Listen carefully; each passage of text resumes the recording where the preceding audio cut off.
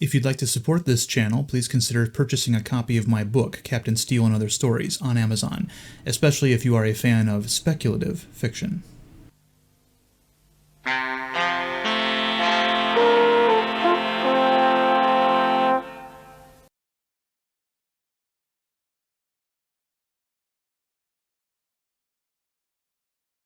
So as I make this video, it is July 15th, 2023, and the Screen Actors Guild has decided to throw in with the Writers Guild of America West and strike, further halting productions of various forms of entertainment until an agreement can be struck when it comes to such things as pay for internet streaming shows, likeness ownership retention and compensation, and the looming possibilities of AI and its potential effect on the livelihoods of all involved.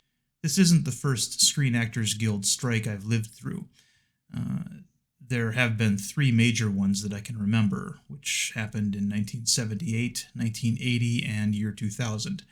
This also isn't the first Writers Guild of America West strike I've lived through either, the most memorable of which, for me, was the one that occurred in 1988, and was the reason why Star Trek The Next Generation's second season was shorter than the ones that came later, and made up of mostly the Star Trek Phase 2 scripts that Paramount had already owned.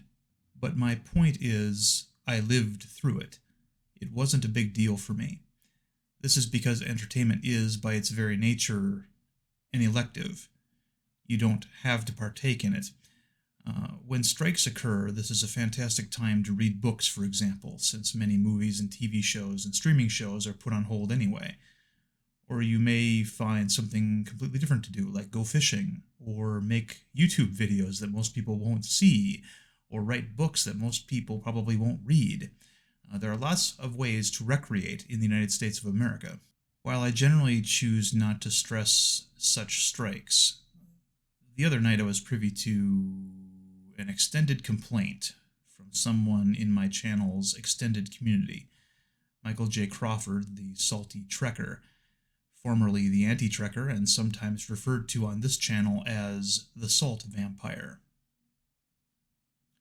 Why do we call him the Salt Vampire over here? Because it's funny. On Friday nights, he typically has a stream in which he invites all kinds of internet ne'er-do-wells onto his stream in an attempt to have a kind of open forum, or at least the illusion of an open forum. On the most recent Friday night stream, before letting anyone else on, he expressed some opinions regarding the recent Screen Actors Guild strike, and that's what I want to talk about in this video. Obviously, the Screen Actors Guild has joined the writers in their strike as of yesterday. Saw an interview with the current president of the Screen Actors Guild. What's her name? Is it Fran Drescher? She gave an impassioned speech about how she's terrified that actors are going to be replaced by AI, and that's like why they're going on strike. Which, yeah, whatever. Well, no, not whatever. This is a legitimate concern for anyone working as an actor in the industry. Last year, it was reported that retired actor Bruce Willis had sold his likeness, or digital twin, to an outfit called Deepcake for use in a series of foreign commercials. Willis's people eventually corrected the record that the rights to Willis's likeness still do belong to him.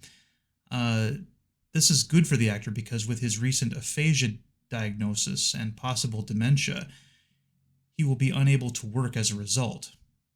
Before you start typing that Bruce Willis is rich and can therefore afford to retire in this state, let me remind you that you don't know that. None of us have access to the Bruce Willis financial records, and let me also remind you that with his condition, he's probably going to need direct personal assistance for the rest of his life, starting very soon, the cost of which can add up very quickly. Let's not wave our hands and rationalize away his potential concerns, as many are wont to do. In any case, ownership of one's likeness is a very big deal when you're an actor.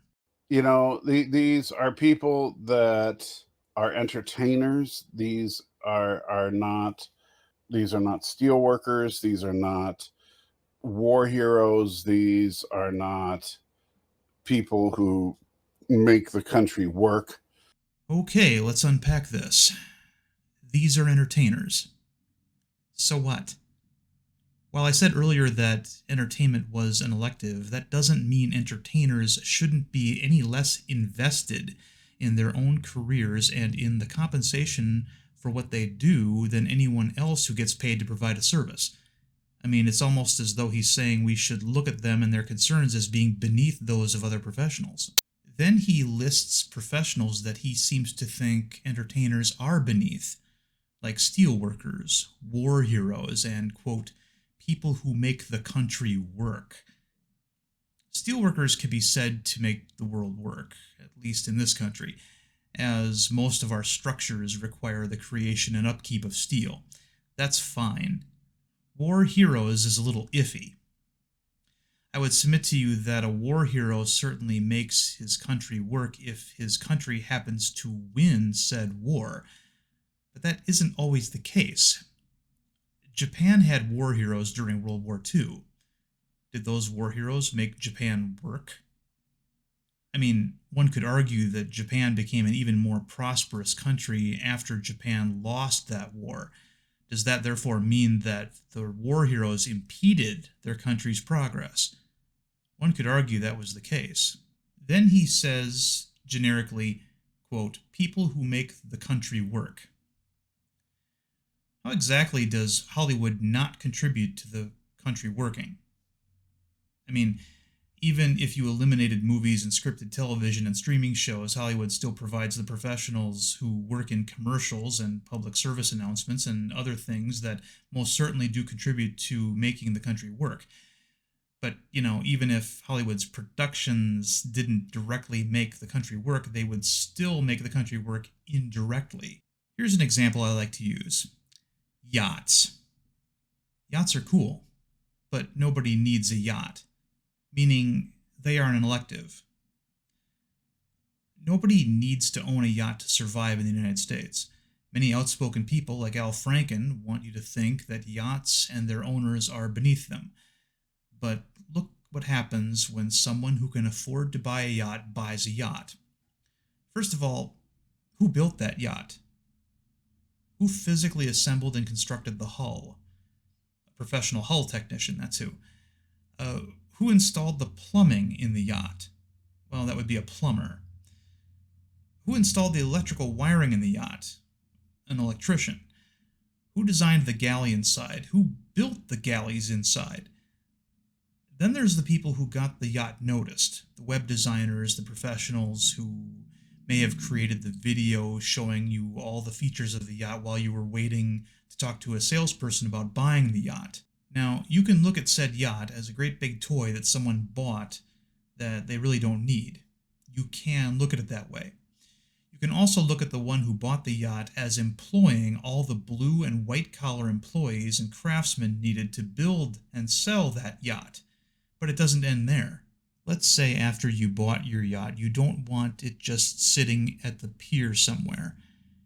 Let's say you want to take that yacht out and use it for its intended purpose. Well, then you're going to need a crew, starting with a captain. Now, a captain's license is expensive and takes many hours of experience to earn. That means the captain you hire is also going to be expensive. He or she has to be in order to offset the cost of all it took for them to become a licensed captain in the first place. If you don't want to hire a captain and you still want to take your yacht out, you're going to need to become one yourself.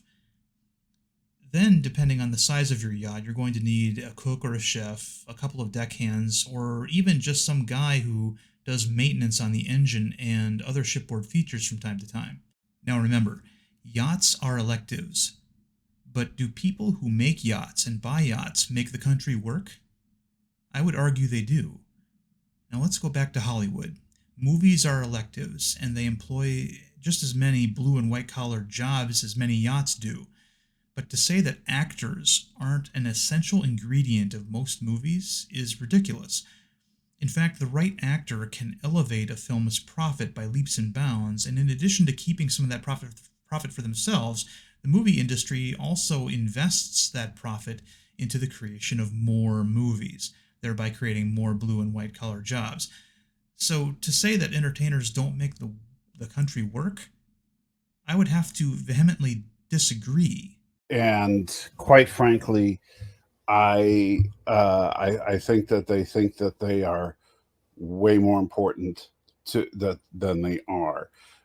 There are a couple different reasons for why someone might hear about a particular movie or show and want to watch that movie or show. One of them could be the director.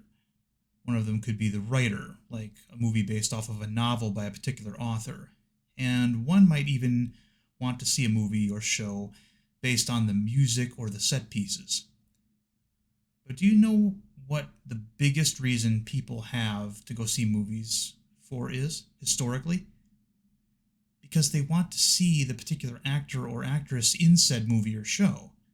This is particularly the case when talking about normies, who outnumber movie geeks and nerds by a vast factor. They want to see the latest Vin Diesel movie, or the latest Tom Cruise movie, or the latest Clint Eastwood show. They want to see those a lot more often than they want to see the latest Robert Eggers film, or the latest Quentin Tarantino film, or the latest Judd Apatow streaming show. They are, for the most part, overpaid. They are, for the most part, worshipped in a way that they do not deserve. How do you know they're overpaid? Because you didn't personally like the shows they're in?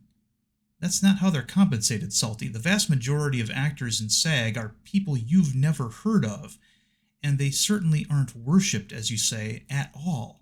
I do believe they should be fairly compensated for their work, but I do not believe that the upper echelon of these people deserve to be paid the tens of millions of dollars that they are paid for, a few scant weeks of work. Again, that's not why they're paid what they're paid.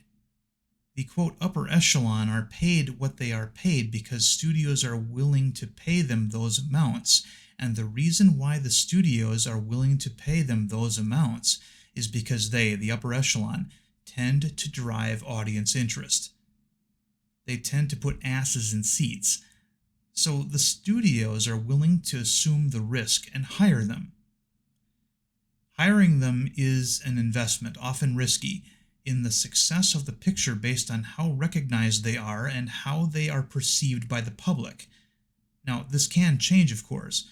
Tom Cruise had a string of box office duds for a while, but now seems to be back on top and once again commanding top-tier pay. I don't care that they sometimes work 12 hours a day. Okay, now we're getting into some really interesting thought processes. I don't care if they sometimes work more than 12 hours a day. Not that Salty is a leftist, but this is something a leftist would say. To the leftist, all work is equal. It's not based on the work you're actually doing or the amount of training you had to pay for to get the job. It's merely based on the fact that you are working, as opposed to recreating or playing or resting. The leftist doesn't think it's fair that someone working the fries machine at Chick-fil-A doesn't make the same amount of money that an air traffic control tower supervisor makes. To them, it's a difference without a distinction. They should both be paid the same because they're both doing something they'd rather not be doing.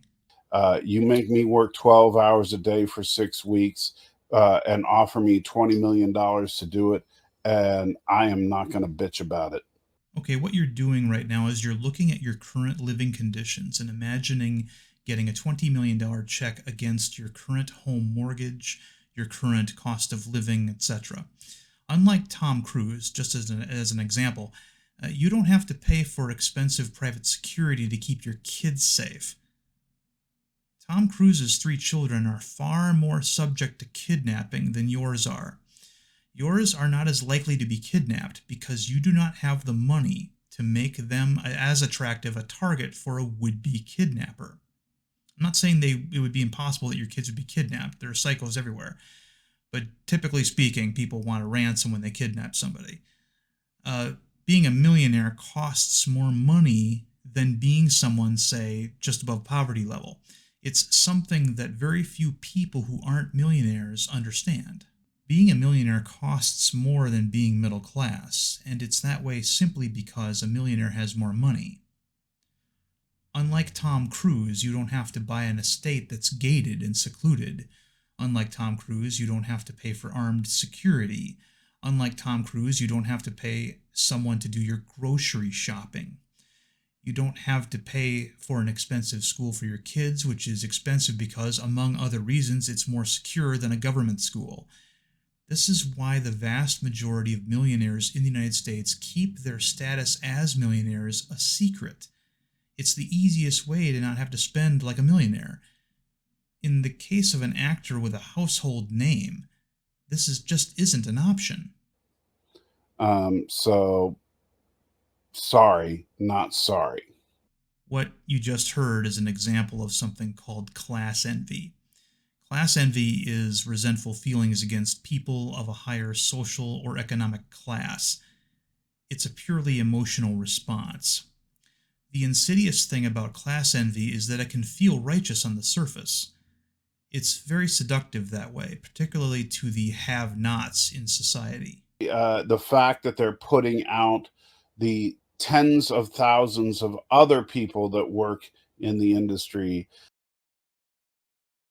the caterers, the gaffers, the people that build the sets, the people that set up the lights, the people that do all the grunt work in the movie industry. Speaking of feeling righteous, he's now trying to smooth over the class envy by accusing SAG of putting out of work those very blue-collar jobs we talked about earlier.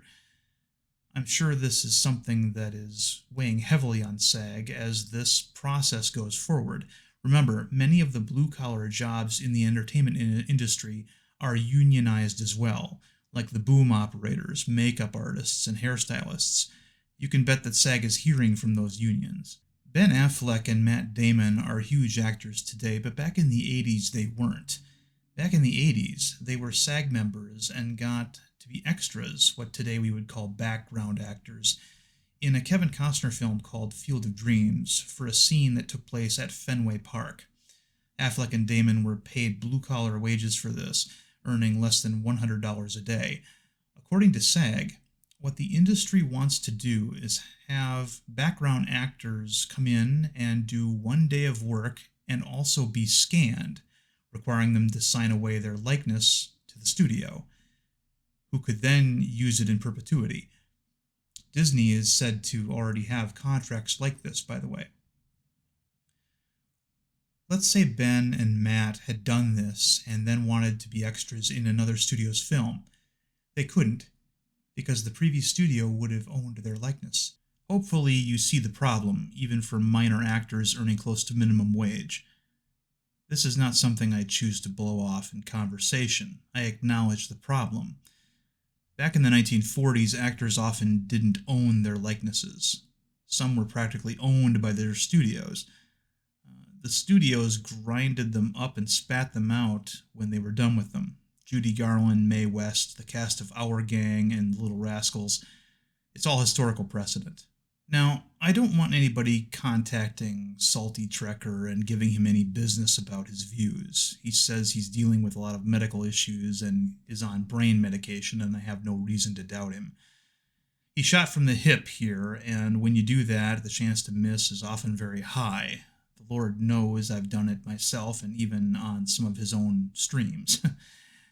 Also, people are allowed to change their minds about things.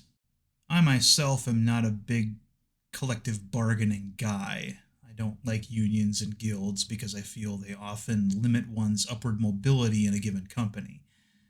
I used to work in a call center for a landline phone company called CenturyTel in Wisconsin. CenturyTel had another call center in Gig Harbor, Washington, and they were unionized. Those people were never happy. They made more money than we did on average, but they weren't happy. A lot of it had to do with the fact that SentryTel never promoted any of them to management.